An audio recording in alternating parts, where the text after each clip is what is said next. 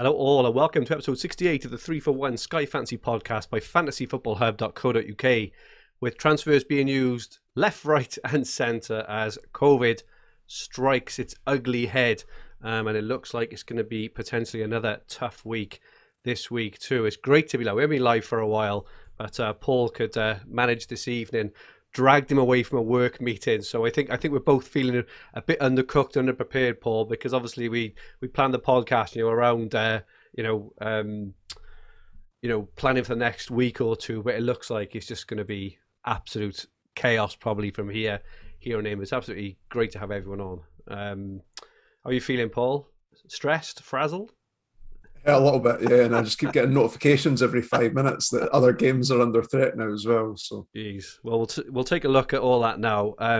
In the meantime, absolutely fantastic to have everyone here with us. Johnny White, good evening, Johnny. Joseph Robinson, Norman Conquest, Dale Turner, Billy Anderson, went Bowen over Gallagher captain. That's unlucky, Billy. I did that in my B team, actually. He was really unlucky, actually. Elzo, 97, FPL Sparta, and Dan C asks, what's the plan with transfers with COVID causing havoc? Sit tight and accept occasionally.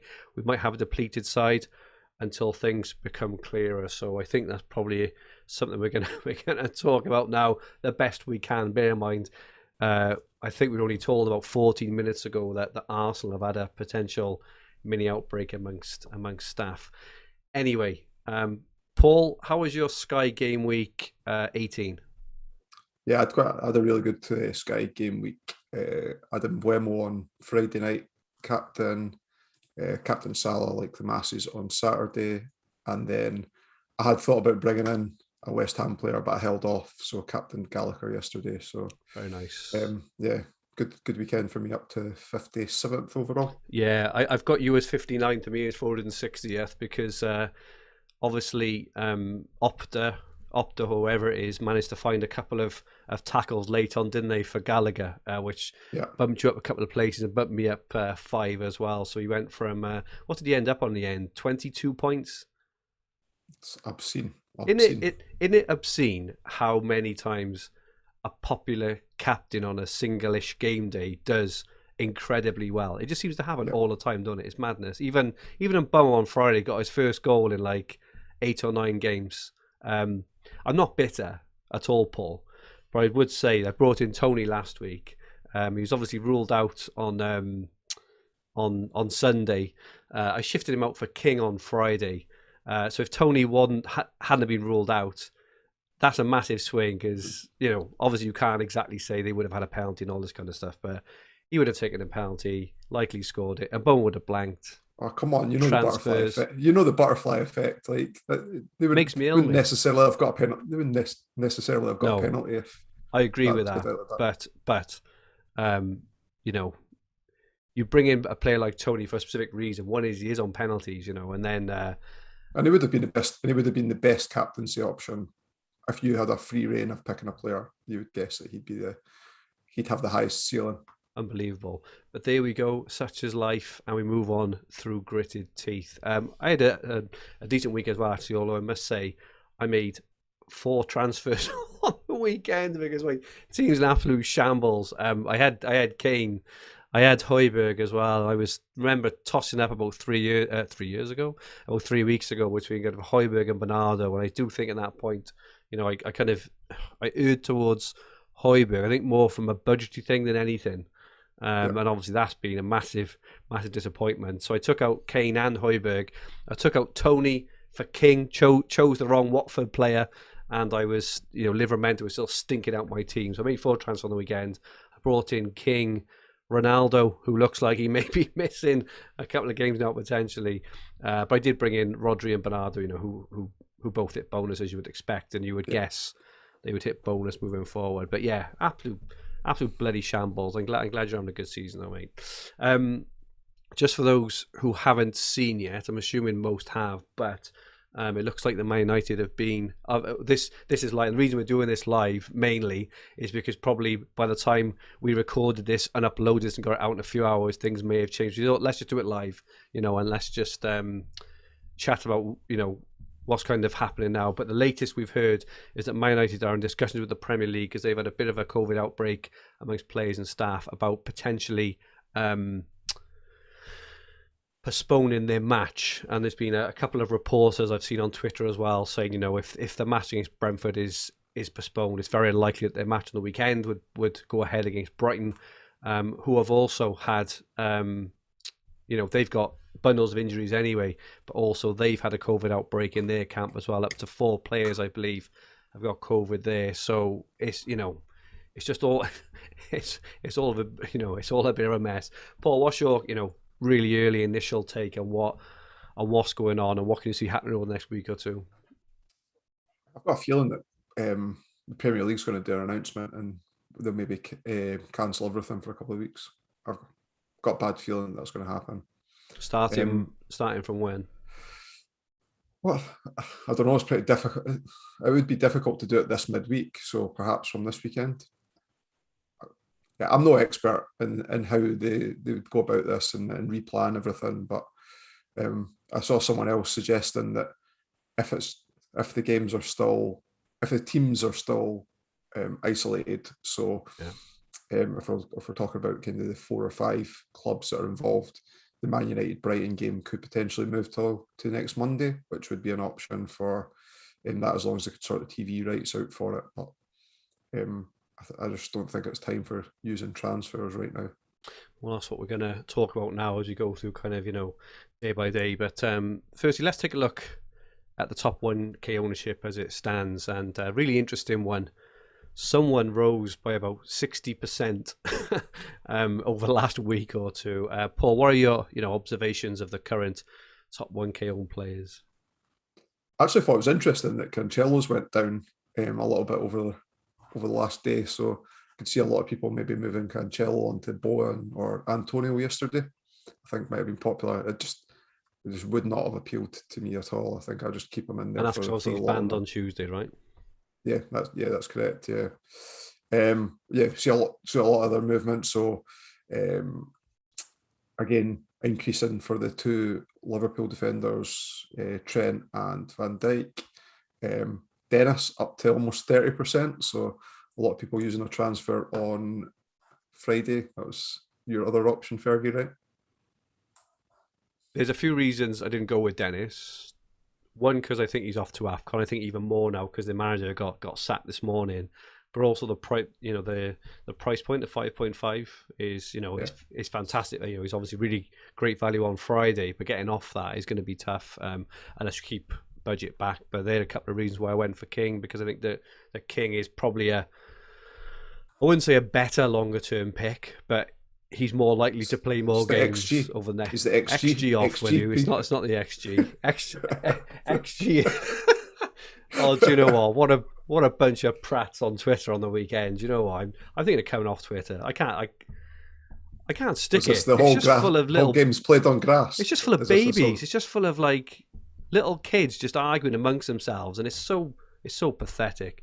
Anyway, he did have a superior XG to Dennis, but it was Andy's on penalties as well, remember? And he's on penalties, and apparently he plays further forward, even though he played left back on Friday. But I think obviously it's all down to COVID, right? But I think he plays more games over the next month, and his price point as well. I think it's gonna be quite hard to get over 5.5. Anyway, get off that because it really did piss me off on the weekend. You're talking about Ronaldo, right? He's up to 82% of teams now. A lot of people would have just made the straight move from Kane onto him. You can see that Kane doesn't appear on the top 1K ownership table there. So Livramento's at the bottom from 13% onwards. So yeah, everyone will have done the Kane to Ronaldo move. I'd imagine that held Kane and similar with Son as well. A few other notable increases. So Jaron Bowen's now 28.3%, and Mikel Antonio, it felt like he went down and then jumped back up. He's at 19.5% now. Bernardo Silva 50.6%. He jumped more than what I thought he would on Saturday. And then the other one, Rodri, he was at 3%, and he's moved up to almost 15% now as well. Wow. Marcus Alonso still popular at 28, and there was quite a few transfers I saw for Bowen and Antonio. And as Glenn has just mentioned in the chat, that West Ham players would have had a 3-0 over Cancelo. You know, but it's Cancelo, right? You know, you're going to want him back. I don't really understand that move unless you're absolutely flush with transfers. My thing was, historically, when we ran the pod a couple of weeks ago, we looked at all who our captaincy picks were going to be for the month of December, or who we thought best captaincy was going to be in every day. And we had both earmarked Antonio against Norwich. But the fact that Brighton's got that depleted squad, and Ronaldo playing in the 12:30 kickoff on Saturday, which obviously might not be happening now, but if that was to go ahead, my rationale was that Ronaldo's going to be by far the most popular pick now. He's 82% owned anyway, so I'd be going for him. So it diminished the need for me to move on to a West Ham player. Yeah, that might change. That might change now, but well, it's day by day now, right? So you know, we mentioned this on WhatsApp the other day. I'll even as early as like Friday or Saturday. It's like Sky Fantasy from now on. It's going to be, you know, over this next month or 6 weeks, especially because they think that, you know, obviously it's not about politics or anything like that, but their current projections that the peak of of Omicron is going to be around the end of January, right? And we're nowhere near that yet, and we're still getting all these infections and stuff. So you know, it's going to be a tough couple of months to kind of navigate weeks in advance when we can't even navigate at the moment days at a time. So average transfers remaining were produced finally by Sky. They missed a couple of weeks, I think, but these are going to be old now, right? And a lot of these are going to change. Just in time for the hottest weekend for the transfers on. Exactly. So the top 10 was on 19, the top 100 was on 22, top 1,000 22.7, top 5,000 was 21.2. But you would guess that all those would be under 20 now. You guess, Paul? Is that fair to say? Yeah, I think that's a fair assumption. Yeah. And the top 10, obviously that's quite, that varies quite a lot depending who slips in and out of the top 10. But I suppose immediately, Paul, the first thing, I know you mentioned it earlier, but in terms of holding transfers back, so here's a question for you straight away. It looks like, it's obviously not definite, right? But it looks like the United game is going to be a tough ask to go ahead this week. I think, and obviously you have to think that if it's a tough ask to go ahead against Brentford, it's going to be also be incredibly tough to go ahead against Brighton on the weekend. I've, in terms of saving transfers or potentially trying to get an advantage. So I've had an immediate thought, my sort of immediate thought in these circumstances is looking at them as kind of an opportunity in terms of Sky more than anything. And my thought was potentially moving Ronaldo to a Liverpool defender who I don't have, maybe Van Dijk or Trent, who have whose fixtures just go on and on. They're getting kind of more and more highly owned, and then either just like a straight move back to Ronaldo, but also I have Diaz as well, right? So it could be that I actually kind of daisy chain and move Diaz off depending on what happens. What would your preference be in terms of that, or would you just say hold all transfers? Unless it was really clear what's going to happen with Man United games, because as I said, there was some opportunities there where those that game could get rearranged. Yeah, the Brighton game could move to the Monday, and therefore it's still in the same game week. If that was to happen, I don't know what the protocol is, and in terms of how long the training facilities are closed down for. But if it was to move out to Monday, I wouldn't do anything. Who's to say? Like it's hitting all these clubs within a short period of time right now. Yeah, who's to say that it's not going to hit Liverpool? Or the team that Liverpool's playing. So they play Liverpool, play Newcastle. Newcastle this week, yeah. And then they play, and then they're away to Spurs. Where Spurs just got a new case. They did for a new positive case today as well. I don't think that I'd be. I don't think that I'd be moving on for that reason. Yeah. It's tough, isn't it? And I suppose this is like probably like an hour by hour thing again. So just for those who are just joining us now, this is why we decided to just go live, because if we'd have recorded this and and got it out late this evening, it would have already been likely out of date. So we're just kind of reacting as we hear it. But the latest we heard was that there was a couple of staff, maybe at Arsenal, who've also tested positive. I'm not sure, Paul. Are the players tested every day? Sorry, I don't know if asking like if you're like a club doctor or something, but I certainly don't know. But I would guess that they're tested very, very regularly. Yeah.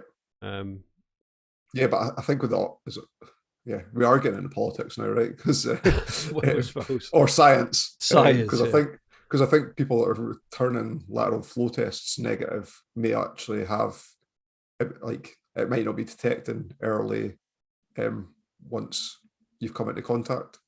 Yeah. Okay. All right.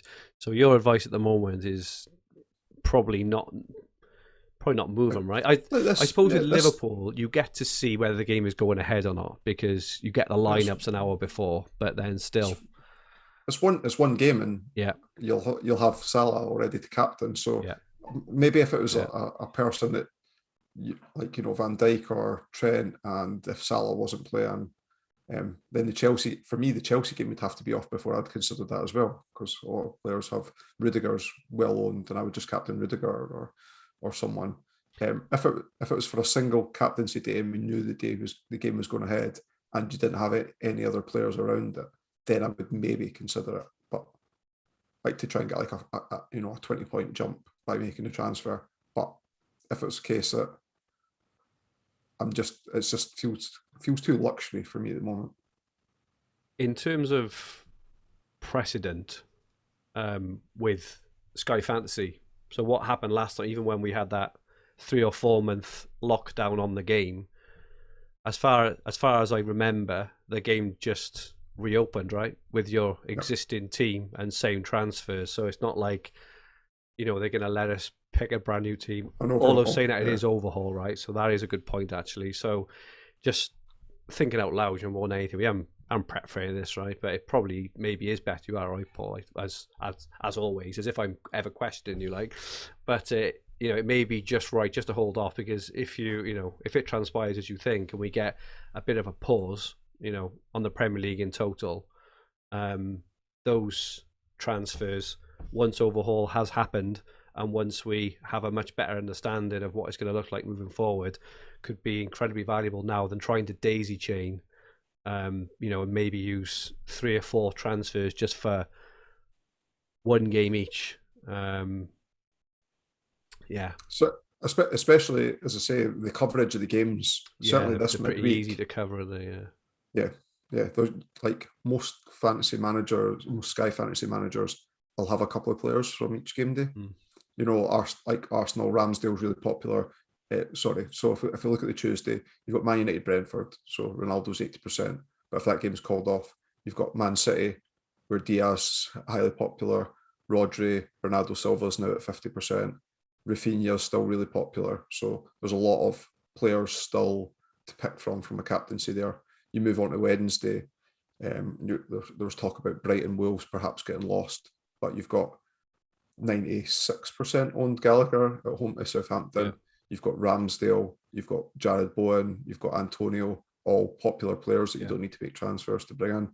On Thursday, you've got Chelsea at home to Everton, so you've got Mendy, any of the defensive assets from Chelsea. You've got Van Dijk, you've got Trent, you've got Salah, who are all well owned as well. So, I just don't see the benefit of bringing in another just to complement what you've already got for captaincy. Yeah, it's hard to argue, mate. It's just it's tough when you're in a sort of a chasing position, I opportunity, because you're looking for opportunity. Opportunity. This is it exactly, and we'll touch on this more when we get to the questions, because a few people are starting to slide away. Right, Dan's in the chat. Evening, Dan. Hope you're well. It's been a while. We'll have to get you on. Should have got him on. It's just it's the timing, isn't it? This is the thing. Is the all the timing with work and stuff. Okay, so we've just touched on this week, and your advice, Paul, is just not really make any moves, because all captaincies are covered, which makes sense. Just looking at next weekend briefly then, Man United and Brighton. If that game does go ahead and Ronaldo's fit, well, Brighton have got like 8 first-team players out, plus 4 COVID issues. So if that game does manage to go ahead, and Ronaldo's playing, he's going to be incredibly popular, right? It would be, absolutely massive.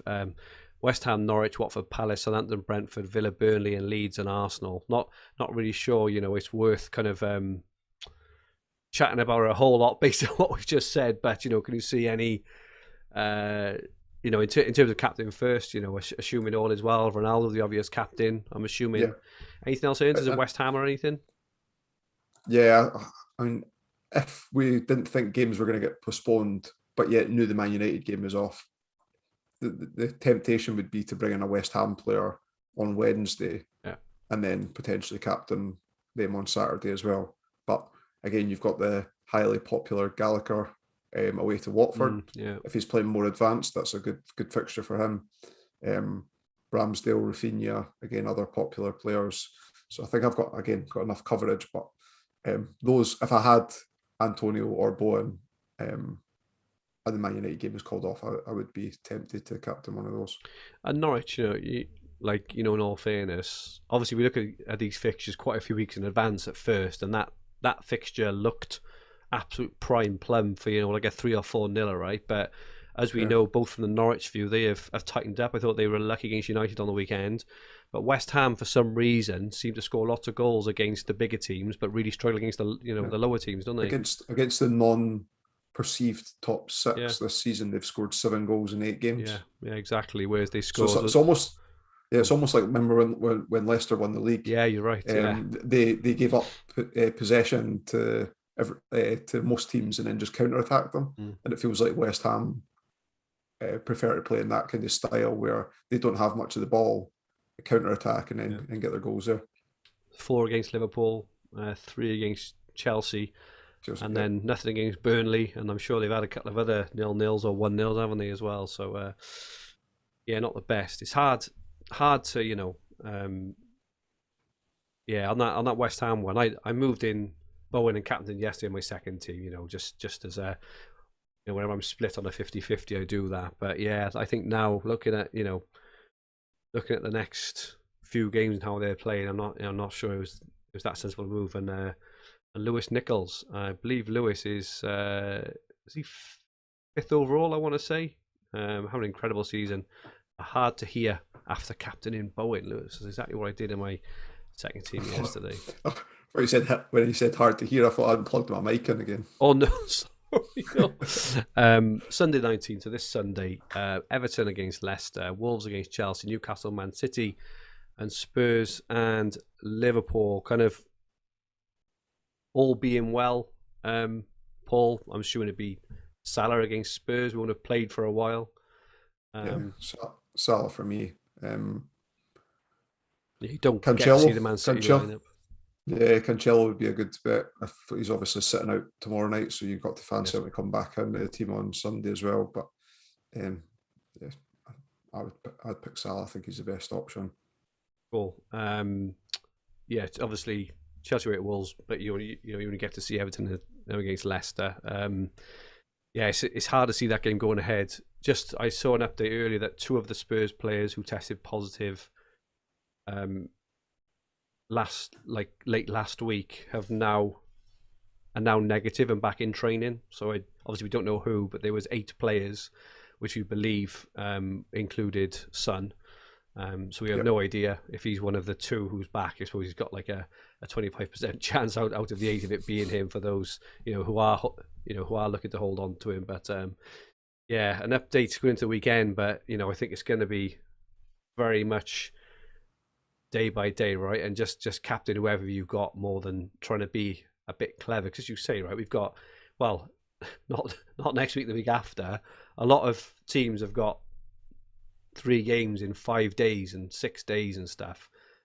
It'd be mad, isn't it?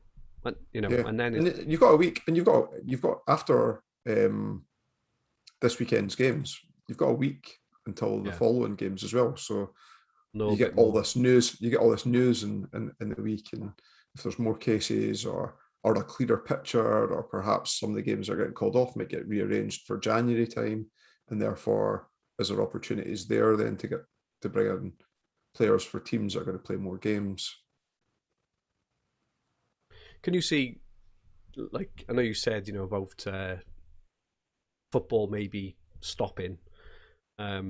Obviously, with the World Cup happening now next summer, the season is going to be starting a week earlier anyway.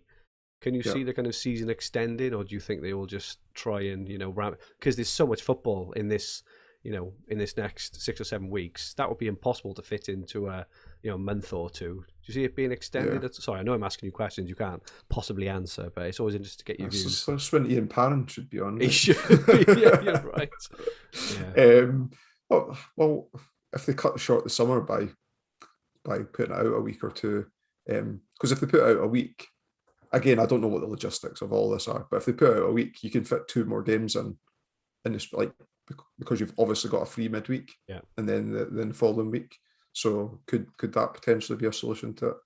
Quite possibly. You close off for 2 weeks now, and you open up for 2 weeks then. But I know you said that the height of Omicron is likely to be the end of January, or that's what the analysts are predicting. And that only takes us to the end of That's December, what I'm predicting, Paul. So. No, it's not. That's what... Sorry, mate. No, so I really don't know what the solution is, but would they allow the Premier League to get to the point where teams have like 4 games in hand over others? I genuinely don't know. I think they would rather that than postpone a lot of games. Just get through the fixtures. I don't think they care about advantage or disadvantage. I just think they just need to get their whole thing is getting the fixtures played, right? I mean, what was constraint before was the TV rights on, like, a Premier League game can't take place on a Champions League night or something like that. Whereas they're all obviously going to make dispensations for rearranging the games here, and Spurs getting kicked out of Europe because they couldn't fulfil the game against Rennes. They've already got the 2 games. Like, assuming the Leicester game doesn't go ahead, they'd have 2 games in hand. But they're now open to playing midweek games that they couldn't play before. So maybe to your point, maybe they can fit some of those games in there. It's gonna be the same as last year, isn't it? It's gonna be mad. It's gonna be so hard to navigate. It's so exhausting, especially across multiple formats. I know this is a Sky pod, but when you play multiple formats, it's absolutely exhausting. My goodness me. I forgot to do. I know this is Sky podcast. I forgot to do the Telegraph transfer at the weekend. I was kicking myself. I never ever missed deadlines. Kane to Ronaldo. But now Man United but Man United now missing the next 2 games mean that I might actually be. You're so. That's assuming. Well, that's assuming that Kane could score against anyone. But listen to this. I saw Let's Talk FPL Andy earlier on Twitter. He forgot to do the Kane. Sorry, I can't laugh. It's just a class one. He forgot to do Kane to Ronaldo on Saturday ahead of the deadline, but he did it over the weekend to be sure that he didn't make this deadline. So now he's got Ronaldo in, which is such tough luck. Obviously we're not 100% convinced of these things. That the United games are going to be postponed. I don't know if you've got like Twitter open or anything, Paul, as we're speaking, but at the moment it's just not looking. It's not looking great, is it? Joseph Robinson said that heard that Son is also injured as well as having COVID. I haven't heard that, but if you say that, then just one to bear in mind. And Dale Turner says Boris McAnulty. Absolutely, Paul is telling us how it all is. Let's move on to a few questions. Obviously, a lot of these questions are based around, are based on before we heard the Man United sort of outbreak. But let's go through a few of them. Graham Carter asks, who is the best budget player to bring in going forward? Already have Gallagher and want to replace Smith Rowe. I'm considering Dennis, Paul's boy Gehi, Fergie's lad Norgard, who I wish I brought in, or another Brentford player. So at the moment, Paul, who do you think is the best budget player? And by the sounds of that, he's talking like 6.5 million under roughly. probably under Smith Rowe price. Gehi's 7. Oh, he's 7.2 or something. Yeah. 7.1 or 7.2. Dennis is the best option. Whether like if he's not going to AFCON, then he's the best option. I think. Other than that, if you're trying to save some budget as well, I prefer Norgard to those. I think Gehi's stats have dropped right off. Yeah. And a combination of playing beside Tompkins, who isn't as good a footballer as Joshua Anderson, and MacArthur not playing as well. I think it both to do with it. He didn't make passing at home to Everton yesterday. It was actually unlucky. He got 56 passes and 3 tackles. So to come away with a 2-pointer in that game for Gehi owners was pretty unlucky. But yeah, I think I'd go Norgard, even though he has one booking away from a suspension. Yeah. Bob Jacks 71 asks, Antonio, I really want him and his 2-pointers out of my team, but he has Norwich coming up. Keep or transfer? He's the only player he can gain an extra match on. Well, I suppose you can answer this kind of double fold with what we know now in terms of holder transfers.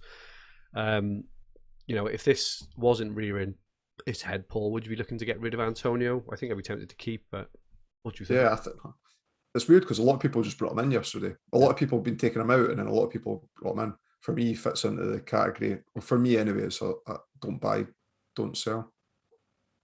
Okay. FPL Commander, do you keep Jota up top? Is that a good strategy in this format with his price, or should I spread my funds elsewhere just in case he gets rotated? He's been good so far. I think I'd be keeping Paul. What do you think? Same. Keep. I think in this format of talking about the Sky game in general, the reason I don't like Jota is because you're probably going to captain Salah on those days, and he's a forward, so he gets less points than what he does in like other formats like FPL, etc. But certainly with stuff that's coming up with Salah potentially going to AFCON, and I say potentially, I mean if it goes ahead. If it goes ahead, yeah, exactly. Yeah, that's what I'm thinking. Then yeah, I definitely keep. Couple of questions, interesting ones these, because Paul, I'm sure we've have gone through this. Todd Sims says, how do you guys deal with bad seasons? He's having a nightmare this month.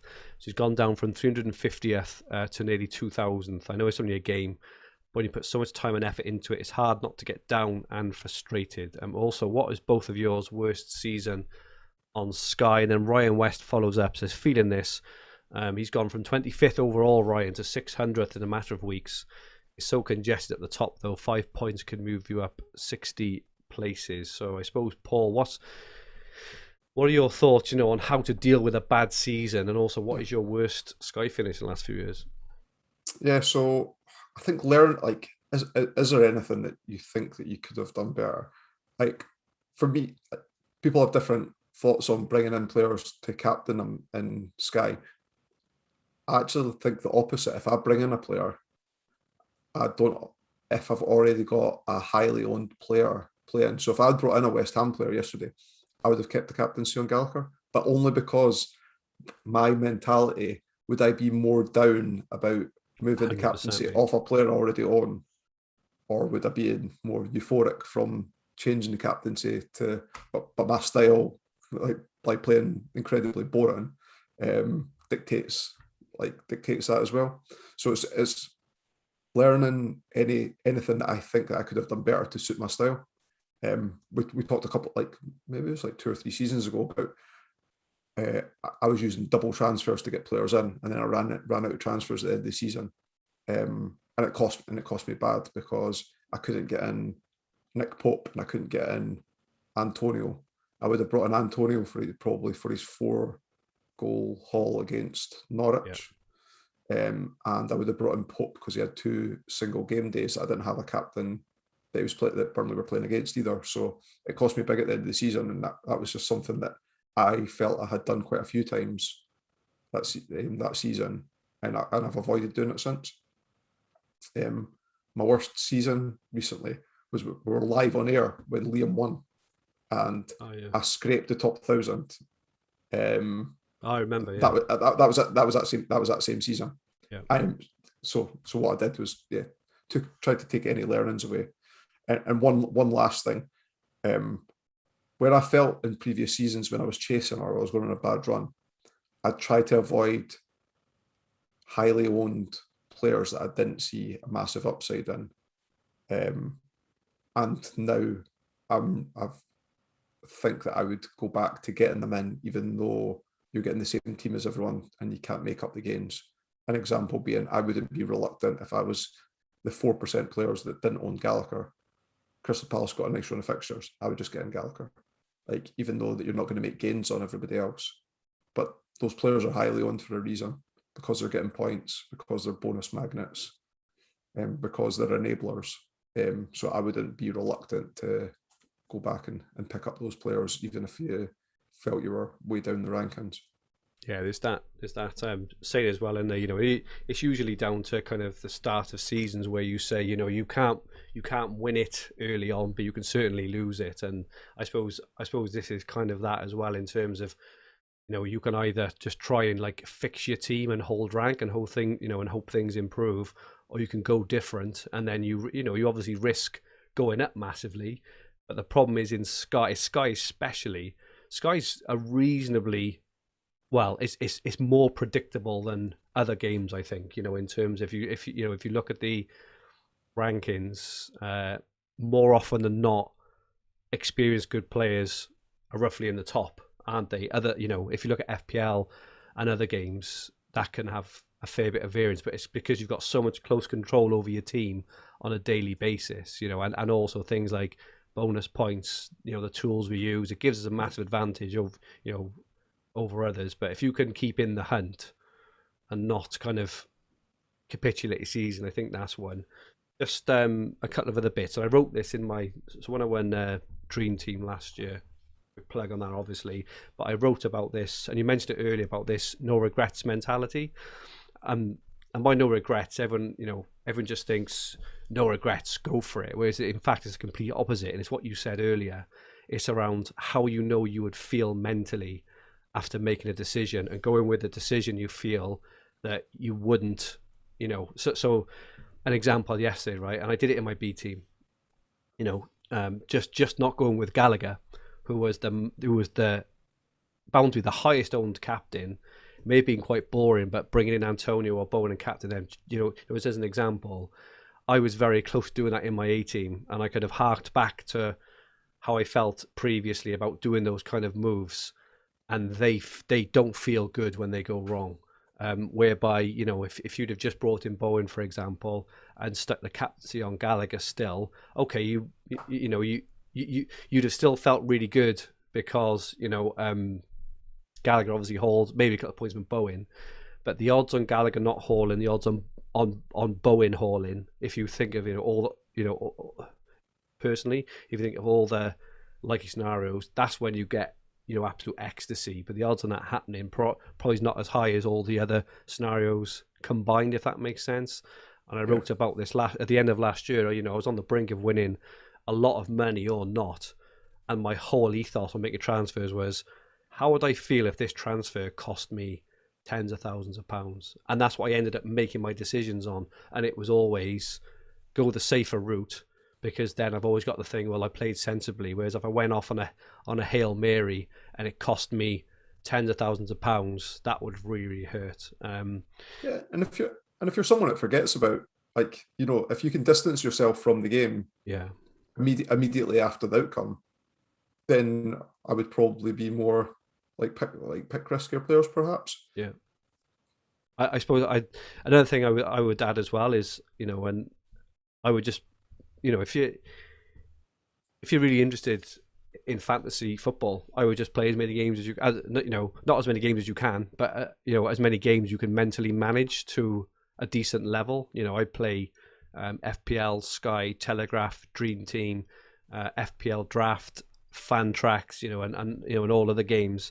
And Mbomo killed me Friday, right? I really, really hurt on Sky especially, but on FPL, I took him out last week, but I owned him in Fan Tracks, right? So you always get a silver lining somewhere when something happens or doesn't. Not every single time, but a lot of the time, you always have that silver lining somewhere, and that and that does help as well. But yes, and in terms of my worst season, I think I finished 3,000. I think it was the same season you mentioned there, Paul. I think it was about 3,000th in that one. Obviously one is 1 in 1,000, but yeah, that was a bit of a nightmare. John in the chat says, that works both ways. If you go against your gut and lose out, you'll feel awful. But yeah, there's this feeling awful, but then there's what's feeling worse for you, and it is a very individual thing, right? For me, it's always going against and it doesn't work out and the herd's whole. That for me, I feel 3 or 4 times as worse as as if you didn't do something, because you haven't massively lost out then, I suppose, in terms of overall rank, whereas you would if it goes the other way. But it's a very personal and individual thing anyway. Hopefully, I don't know if that helps or not, but hopefully between us we've managed to come up with a few solutions there. Fantasy Football asks, he has 3 strikers up top, Salah, Ronaldo and Antonio. Is this the best way to go? Do we swap out and back in Cancelo? I think the answer to that is no. Do we know what players are 1 yellow card from a ban and who's banned? Any COVID updates? Flipping heck, he wants to do everything for him, yeah. Hopefully we've covered off most of that. The bookends, Rafinha, Gallagher, Bruno. I don't think he's that highly owned. Reece James was on 4 bookends. Yeah. Bruno, how many transfers do you reckon you both have at Overhaul? Well, at this rate, either exactly what we've got now, or not many. Probably nothing in between. I've currently on. I'll show my team in a bit. I'm on 24 now after the weekend. I used 4. I used 4 on the weekend. So I mean, I haven't got a clue. I'm probably not going to make any transfers now based on Paul's advice this week. Definitely. Yes. 20 is my aim, and if there's no mass COVID changes, i.e. whole game weeks are called off, etc., then I think I can potentially get to Overhaul with that. It's funny how a few weeks ago we were talking about the transfer count was very high, the average, but I think 20 at Overhaul is very low, especially considering that we know we're going to want to make 5 or 6 transfers after 2 or 3 game weeks to load up on Chelsea players. I personally think it's quite low, but it's low. It's low when you think that only a few weeks ago we were struggling to use any transfers. But it's what you said, right? Things always change, don't they? In this game, and just about adapting. What you think we should be aiming higher? Not aiming. No. I don't think we should be aiming higher. Well, yeah. I mean, I can't now because I'm on 24, right?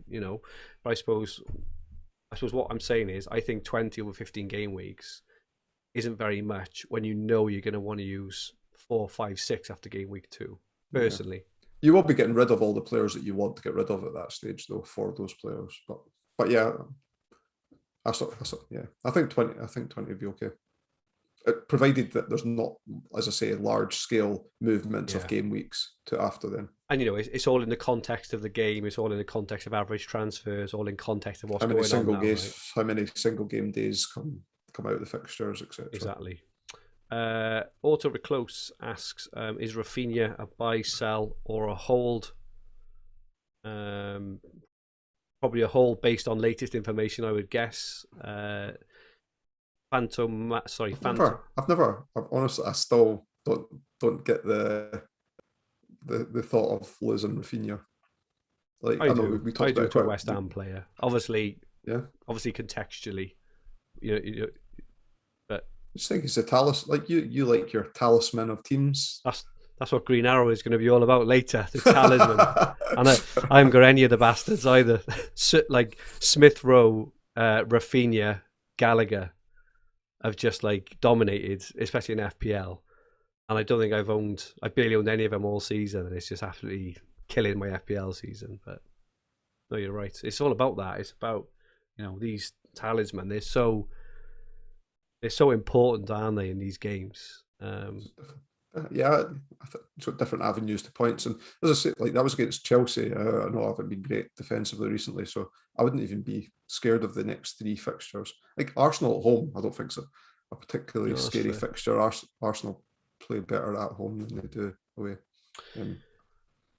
Panto Mantle, is Bernardo Silva an important player to get in, or is he likely to be a nearly man with tiers? And also Ashley asks about Rodri or Tielemans from Sunday until the overhaul.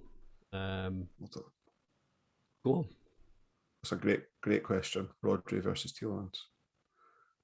I think Tielemans maybe just, but I do really like Rodri. I'd prefer both of those over Bernardo Silva personally. Okay. Chris Brophy, time to offload Reece James, a Laporte nail for pass bonus at the same price. I wouldn't be doing it before this week's game. I think they're home to Everton, aren't they? But after that, Paul, what do you think? Away to Wolves. Away to Wolves, away to Villa. Who are quite blunt. I mean, I think if you picked up his booking, you might find a stretch where you can bring in someone for an extra 2 or 3 games. Yeah. I definitely would be against it. I've like Reece James is on my list of never again. I think. Really? Like I just have I just in any format I've ever owned him, I don't think that I've picked up a defensive or an attacking return from him. I'm not joking. Oh, you brought him in Telegraph a few weeks ago when his run stopped, didn't you? I think as well. Yeah. FPL Foxy asks about the best captain for each day. I think we've covered that. Tom FF, any plans with Alonso? I haven't got Alonso. I think you have, haven't you, Paul? What's your plans with Alonso at the moment? Well, I just hope that Kante. I think Kante's back in training this week. Like when he comes back in, I'm not convinced that Alonso still doesn't play the majority of games, and I think that's like one of the biggest reasons for their defensive problems is that COVID, like more Kovacic's injury at the time, that they just Kante just covers so much on both sides, not just central. He gives the fullbacks such a handout as well in terms of defending and doubling up defence. I think the thing with me with Alonso is I can't, unless you've got the funds to be able to move to someone like Trent or Van Dijk, I can't even really think who you'd go to. The thing is, Laporte is going to be rotated, right? Who, sorry? Not got Fred, no. Well, so, I've been on about him now for weeks and weeks. Another 5 points on the weekend. I don't know how many tackles he got. I'm assuming he got about seven, I think. Just a 7, was it, Paul? Along with the 10, just the 10 the week before and whatever it was. Well, yeah, I didn't bring him in. Obviously, I'm glad I never know if the games are called off. But I went for Rodri and Bernardo, but I still think he's a fantastic option under this new manager because he is exactly the player I want. Yeah. And I also noticed because I watched the game on the weekend again, he does get further forward, so he's not breaking the ball up on the edge of the well he is. He's breaking play up on the edge of his own box. He's also breaking play up on the edge of the final third as well. He is absolutely all over that pitch. He is closing down like mad. I think he's going to get an odd booking, right?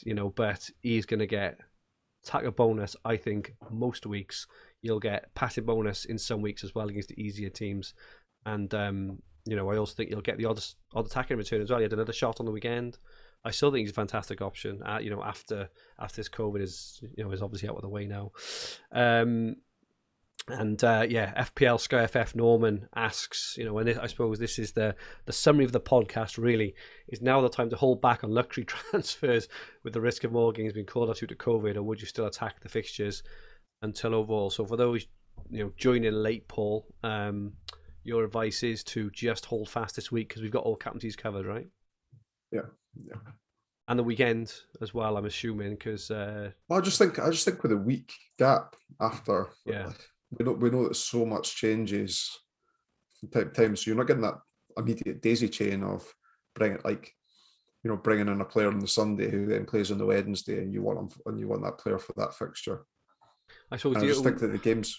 You're so covered on the games with the spread of the games and the big teams not playing on the same days in the short term, so this midweek and then the weekend. I'm going to do it in my B team, right? Because I think this is right. I think if Ronaldo doesn't play this week, I'm sure Liverpool will have a 3-0. because I think Liverpool play on the 26th against Leeds.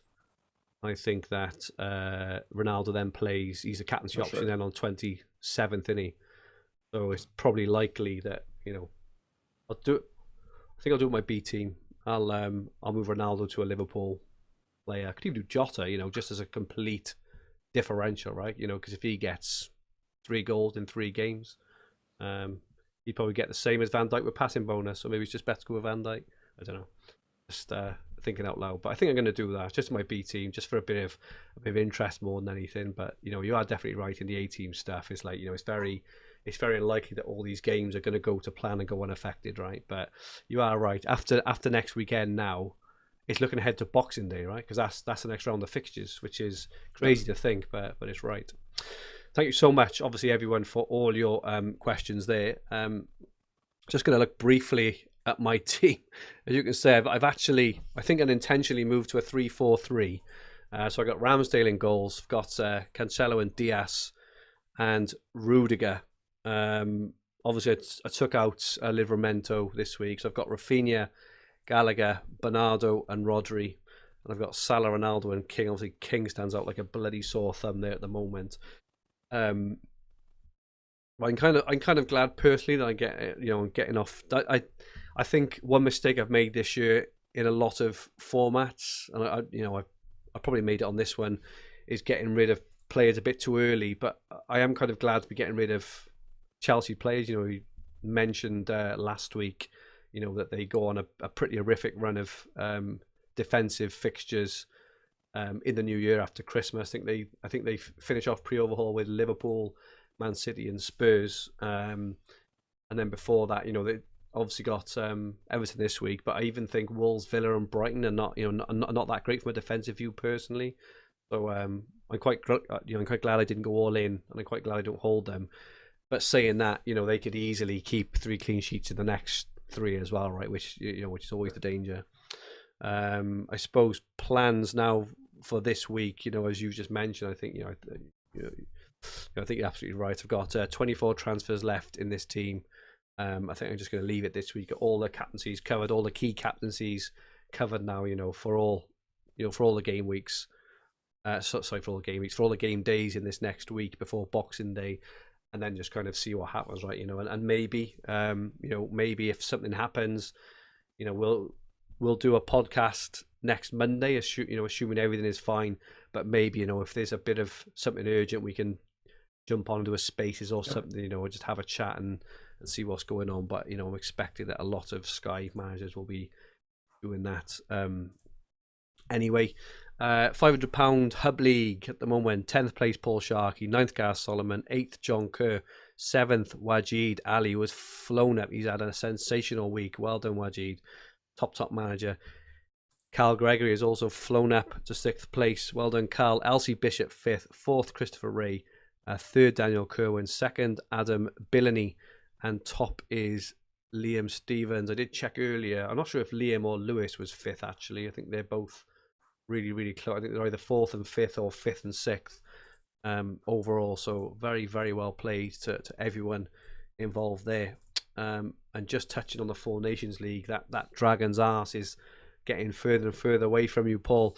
But in 10th place is Paul's second team. Then we have Liam's second team, Ian's second team, Daniel's second team. And then it gets really interesting then because Ian is on 1422. His first team's climbed up nicely. Liam is also on 1422. Both those teams have now breached the top 1K. So they're climbing, Paul. They're coming after us. Dan has had a great few weeks as well. He's on 1434.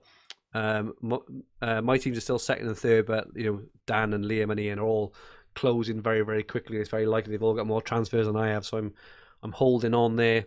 And Paul is top, 1,519 points, a full 59 points ahead of me. So I got within 15 of you, and now you've extended your lead again. I'm hoping you've only got about 6 transfers left, Paul, but I can't see it, sadly. But Paul is absolutely flying. Very, very well done. 57th overall, you said, Paul? Yeah. Lovely, lovely stuff. And knowing you're very, very well set and you've got all your plans in place. So well played, and well played everyone there. I think we're all now, all 5 of us actually are just in the top 1K for the first time this season. That's it from us. Hopefully, it's been of some help. Apologies, this was very much a kind of last minute stream, just kind of reacting to the Man United news that potentially their game or even games this week may be called off.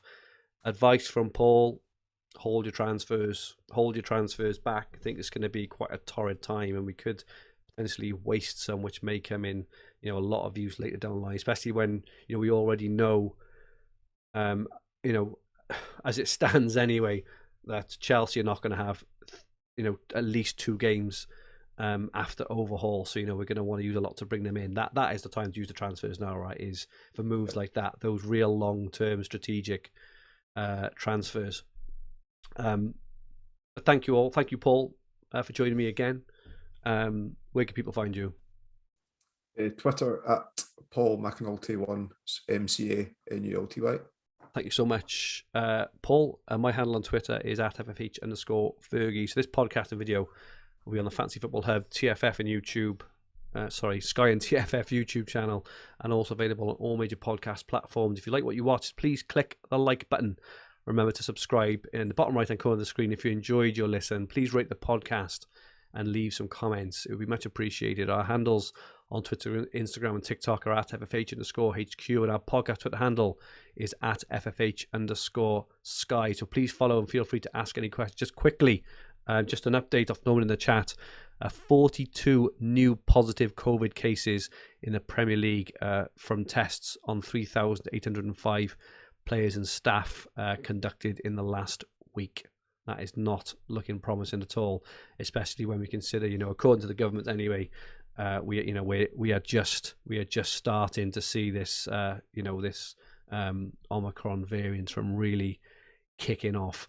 Our website is fantasyfootballhub.co.uk, where you will find everything you need for fantasy football all under one roof, including player comparison tools, the fixture ticker, up the stats, top player team reveals, and much, much more. We will be back next week, looking ahead to game week 20, which will start on Boxing Day. Absolutely incredible how quickly this year has gone. Have a great Sky Fantasy week. Above all, obviously, we say every week, but maybe this week more than ever, stay safe and good night all.